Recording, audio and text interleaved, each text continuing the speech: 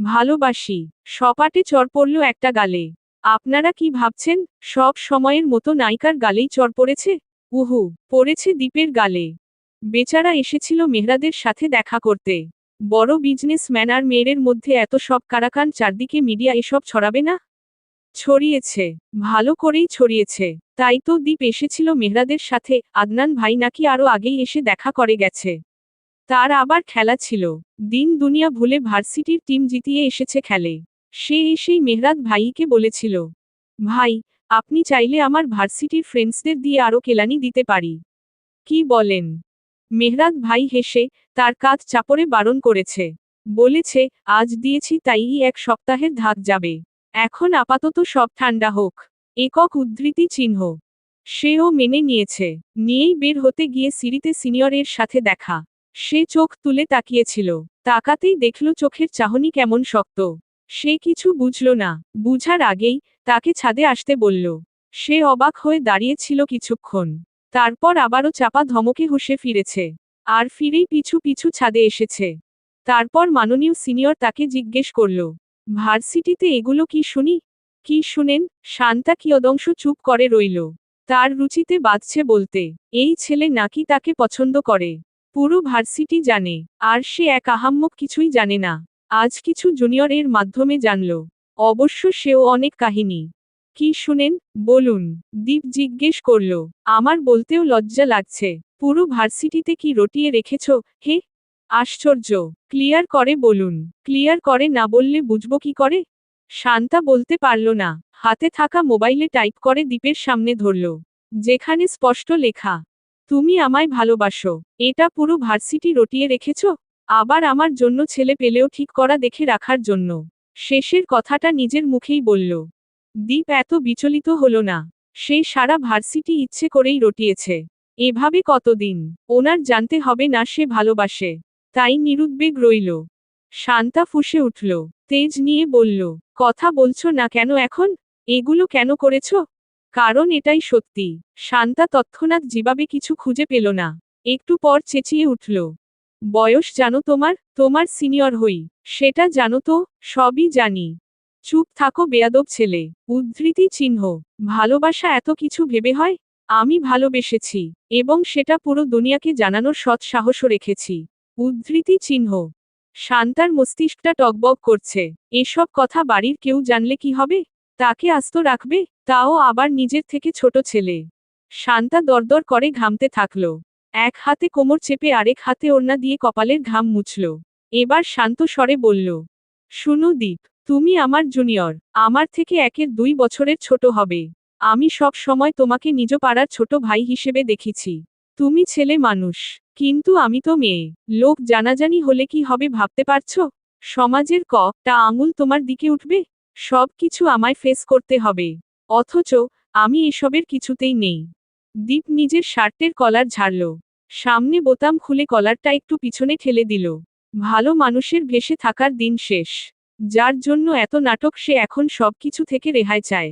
তাকে বুঝাতে এসেছে। সিরিয়াসলি। সে বুঝালেই বুঝবে, এই বিষয়ে তো ভুলেও না। কশ্চিনকালেও না। লোক, সমাজ সব দেখে নিব সিনিয়র। আপনি শুধু আমায় দেখেন। আমার ভালোবাসাটুকু দেখেন। এখন যেহেতু সব জানেন, বলতে কোন দ্বিধা নেই। ভালোবাসি। ব্যাসের পরেই শান্তার নরম হাতের শক্ত এক থাপ্পড় পড়েছে দীপের গালে। দীপের অবস্থান বড়ই শান্ত। সেভাবেই কাঁধ ঘাড় বেঁকিয়ে রইল কিক্ষণ। মিনিট ব্যয়ের পর টান টান হয়ে সোজা হয়ে চোয়ালের পেশি নাড়াল। শান্তা জোশের বসে থাপ্পড় মেয়ে রে নিজেই বেয়াকুব বনে তাকিয়ে আছে। দীপ এগুলো 2 কদম, শান্তাও পিছল 2 কদম। দীপ নিজের গালের দিকে ইশারা করে বলল, গড প্রমিজ সিনিয়র, আমার এই গালে যদি আপনার ওষ্ঠজোড়ার আদরের ছোঁয়া আমি না নিয়েছি, আমিও দীপ এহমাদ না সেটাও ভালোবেসেই দিবেন। আসছি। গা ছাড়া ভঙ্গিতে সিঁড়ি দিয়ে লাফিয়ে নেমে গেল দীপ। যতক্ষণ দীপের নানার শব্দ পাওয়া গেল ততক্ষণ বুকে হাত চেপে দাঁড়িয়ে রইল শান্তা। ছাদের রেলিং এর সাথে মিশে নিঃশ্বাস টানছে জোরে জোরে মেয়েটা। তার হঠাৎ কি হয়ে গিয়েছিল? আর ছেলেটা এগুলো কি কি বলে গেল? আল্লাহ! তারা চিহ্ন, তারা চিহ্ন, তারা চিহ্ন, তারা চিহ্ন, তারা চিহ্ন, তারা চিহ্ন, তারা চিহ্ন, তারা চিহ্ন। সেসব ঘটনার সপ্তাহ পেরিয়েছে। শুভ্রতা এখন সুস্থ। আর সুস্থ হয়েই সেই ঘুরতে যাওয়ার ভূত আবার মাথায় চাপিয়েছে। সঙ্গী হিসেবে তো সোহানা আছেই, সেই সাথে যোগ দিয়েছে শান্তা। মেয়েটা 2-3 দিন যাবৎ ভার্সিটি যাচ্ছে না। সকলে জিজ্ঞেস করলে এটা সেটা বলে বুঝিয়ে দিচ্ছে। সেও ঠিক করেছে ওদের সাথে যাবে। ভালো লাগছে না এখন তার এখানে। একটু রিফ্রেশমেন্ট এর দরকার। তবে আজ প্ল্যান ভিন্ন। সুব্রতা মেহরাদের দরজার সামনের পর্দা ধরে ঝুলে আছে, মুখ ভার করে। একটু করে হেলছে দুলছে। গুন গুন করে নিজের ভিতরের জেদকে প্রকাশ করছে। কিন্তু মেহিরাদ নিরুত্তর। সেদিকে ফিরেও তাকাচ্ছে না। অ্যাকচুয়ালি সে গুরুত্বপূর্ণই মনে করছে না। সে তার কাজ নিয়েই ব্যস্ত ল্যাপটপে। সুব্রতা ঘনর ঘ্যানোর আরও বাড়ালো। চোখ দুটো টলটলে হলো রাগে দুঃখে। একটু নিয়ে গেলে কি হয়? তারা কি বাচ্চা? নিজেরা নিজেদের দেখে রাখতে পারবে না? তারা আজ জেনেছে আগামী 2 দিনের মধ্যে মেহরাদ চট্টগ্রাম যাবে বিজনেস ট্যুরে। এটা শুনে তারা আকাশের চাঁদ হাতে পেয়ে গিয়েছিল। তাদের সেখানে নিয়ে গেলেই তো হয়। অতি উৎসাহে সুব্রতা মেহরাদ আসতেই মেহরাদের পিছু পিছু রুমে এসে লাফিয়ে উঠে বলেছিল, আপনি নাকি চট্টগ্রাম যাবেন ট্যুরে? উনি কপালে ভাঁজ ফেলে তার দিকে তাকিয়েছিল। সে অবশ্য সেসবে আটকায়নি।